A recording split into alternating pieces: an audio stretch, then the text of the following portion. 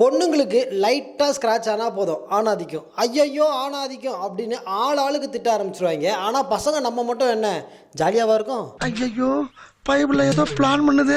பசங்க நம்ம கஷ்டத்தை வெளியிலேயே சொல்லிக்காததால போற வரவெல்லாம் ஆணாதிக்கும் பெண் விடுதலைன்னு நம்மளை போட்டு திட்ட ஆரம்பிச்சிட்டான். என்னை தாண்டா ஈஸியா அடிச்சு போடுறீங்க. ஸோ இன்னைக்கு நம்ம இந்த வீடியோவில் ஆணாதிக்க உருட்டுகளை ஒவ்வொன்றா போட்டு பொழக்க போகிறோம். அதில் ஃபர்ஸ்ட் இந்த வீடியோ பார்த்துட்டாங்க. இப்போ இந்த ஃபுட் ஆர்டர் பண்ணுறோமோ வெளியில் ஆர்டர் பண்ணுறோமோ அதுக்கு மறுநாள் பார்த்தீங்கன்னா கிச்சன் அலங்கோலமாக இருக்கும், நாரும் பயங்கரமா. நான் தான் எடுத்து க்ளீன் பண்ணுறேன். ப்ரோ இந்த வீடியோவில் என்ன சொல்கிறாரு அப்படின்னா, சமைக்க சோம்பேறித்தனம் பட்டுக்கிட்டு தான் ஃபுட்டு ஆர்டர் பண்ணி சாப்பிட்றீங்க, அந்த குப்பையை கூட க்ளீன் பண்ணாமல் போயிடுறாங்க சார், டெய்லி நான் தான் குப்பையை க்ளீன் பண்ணிட்டு இருக்கேன் அப்படின்னு புலம்புறாரு. ஓ இவளுக்கு தான் நீ சேவை சவரட்னம் பண்ணிக்கிறியா?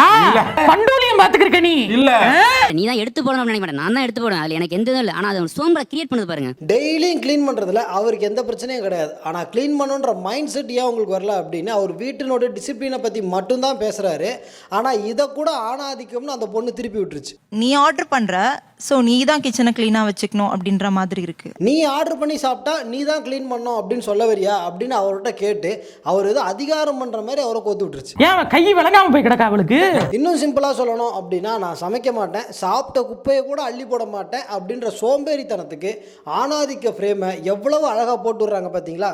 நான் கூட சரி பொண்ணு ஏதோ ஃபாரினில் வளர்ந்த பொண்ணாக இருக்கும் போல், ஸோ அதனால தான் அப்படிலாம் நடந்தது அப்படின்னு நினச்சா, வடிவேலு காரைக்குடி பக்கத்தில் கானாடு காத்தான்னு சொல்கிற மாதிரி பாப்பா கரம்பக்குடி பக்கத்தில் கருக்காக்குறிச்சி, காரைக்குடி பக்கத்துல கானாடு காத்தா. நம்ம பசங்க பொண்ணுங்களை லைட்டாக கை வாங்கிட்டா போதும் டொமஸ்டிக் வயலன்ஸ்னு சொல்லி என்னென்ன சீன் போடுவாங்க.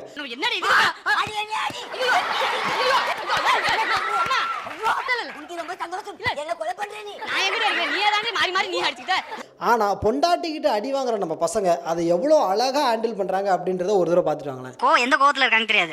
அதே மாதிரி கைக்கு முன்னாடி இப்போ பாட்டில் இருக்குன்னு பாட்டில் தண்ணியோட எடுத்து அடிச்சாங்கன்னா ரொம்ப ஃபோர்ஸாக வரும். நீ எப்பயுமே நீ எதை வச்சு அடித்தாலும் பரவாயில்ல, ஆனால் நீ அதுக்குள்ள என்ன இருக்குன்னு பார்த்துட்டு பாத்தீங்களா, பொண்டாட்டி அடிக்கிறதோ அல்லது அவங்ககிட்ட அடி வாங்குறதோ இல்லை அதை பொது மேடையில் சொல்றதோ இப்படி எதை பற்றியுமே அந்த மனுஷனுக்கு கவலையே இல்லை. அவருடைய கவலையெல்லாம் ஒரே ஒரு விஷயம் தான், வலிக்கிற மாதிரி அடிக்காதம்மா ப்ளீஸ். நல்லா இருப்படா போடா, உன்னெல்லாம் ஒன்றும் பண்ண முடியாது. இதே இந்த இடத்துல ஒரு பொண்ணா இருந்திருந்தா என்ன வாட்டர் கேனால் அடிக்கிறார் மேடம் அப்படின்னு சொல்லிட்டு ஒரு மாதம் அவங்க அம்மா வீட்டில் போய் உட்காந்துருக்கும். ஆனால் நம்ம பசங்க வாட்டர் கேனால் அடி, ஆனால் எம்டி கேனால் அடி அப்படின்னு சொல்லி எவ்வளோ பெருந்தன்மையோடு ஏற்றுக்கிறாங்க பார்த்தீங்களா? இது கூட பரவாயில்ல. இந்த வீடியோவோட கமெண்ட்ல ஒருத்தர் என்ன சொல்லியிருக்காருன்னா, அவர் ஒய்ஃபு அவர் கொசு பேட்டால் அடிக்கிறாங்களாமா. கொசு பேட்டால் அடிக்கிறதுல எனக்கு பிரச்சனை இல்லை, ஆனால் அந்த பட்டன்லேருந்து கை எடுத்துட்டு கரண்ட் அடிக்காத மாதிரி அடிக்க சொல்லுங்க அப்படின்னு ரொம்ப பாவமாக கமெண்ட் பண்ணியிருக்கிறாரு. என்ன மனுஷன்? இது வரைக்கும் நம்ம பார்த்த கேஸ் எல்லாம் ஒன்றுமே இல்லை அப்படின்னு சொல்கிற அளவுக்கு ஒரு டேஞ்சரான கேஸ் ஒன்று வந்துகிட்டு இருக்கு. தூங்கணும்னா கூட மதியானம் இத்தனை மணிக்கு தான் தூங்கணும், இத்தனை மணிக்கு தான் எந்திரிக்கணும். உங்களுக்கு ஏதாவது வேலை பார்த்து வந்தீங்க, களைப்பா இருக்கு, தூக்கம் வந்துருச்சுன்னா என்ன பண்ணுவீங்க? தூங்கக்கூடாது. அதெல்லாம் இவர் மத்தியானம் தூங்கணும்னா கூட அவங்க ஒய்ஃபு கிட்ட கேட்டு இல்லை அவங்க ஒய்ஃபோட அம்மா கிட்ட கேட்டு, அதாவது அவங்க மாமியார் கிட்ட கேட்டுட்டு தான் தூங்கணுமாமா.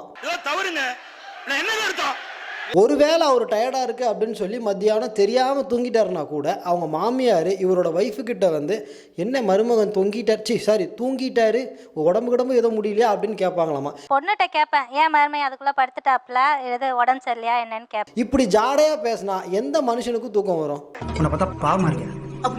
இதெல்லாம் கூட பரவாயில்ல, இதை விட வேற லெவல்ல ஒரு பஞ்சாயத்து ஒன்று வந்துகிட்டு இருக்கு. அதையும் ஒரு தடவை பார்த்துட்டாங்க. அவங்க வீட்ல என்ன கலர் ஸ்கிரீன் போட்டிருக்கீங்க? Pink and purple. யார் சொன்னா இத? எங்க அம்மா தான். அவங்க எத்தனை இன்ச் டிவி வாங்கிருக்கீங்க? 43. யார் சொன்னா? அவங்க தான், அவங்க அம்மா தான். என்ன colour sofa? Red colour sir. அது யாரு டிசைட் பண்ணா? இவங்க ஹஸ்பண்ட் அண்ட் ஒய்ஃப் ரெண்டு பேர் வாழக்கூடிய அந்த வீட்டில் என்ன கலரில் ஸ்க்ரீன் போடணும், என்ன கலரில் சோஃபா வாங்கணும், என்ன சைஸில் டிவி வாங்கணும் அப்படின்றது வரைக்கும் எல்லாமே பொண்ணுடைய அம்மா வீட்டில் சொல்கிறத கேட்டு தான் நடக்குதாமா. என் பக்கத்துல ஒருத்தன் தீஞ்சி போய் உட்காந்து வரான்டா. ஆக்சுவலாக பெண்ணாதிக்கத்தால் பாதிக்கப்பட்ட ஆண்கள் அப்படின்ற டாப்பிக்கில் கண்டென்ட் எடுக்க ஆரம்பித்தா அது பாட்டுக்கு அனுமார் வாழ் மாதிரி போய்கிட்டே இருக்குது. பட் நம்ம சேனலில் 3 நிமிஷத்துக்கு மேலே வீடியோ போட மாட்டோம் அப்படின்றதால இந்த வீடியோ இதோட கன்க்ளூட் பண்ணுறோம். பார்ட் 2 வேணும் அப்படின்றவங்க கமெண்ட்டில் சொல்லுங்கள். கூடிய சீக்கிரத்தில் பார்ட் 2 உங்களை மீட் பண்ணுறேன். பாய். உங்க வீட்டு பிள்ளையா நினைச்சு எல்லாரும் என்னை மன்னிச்சிருக்க.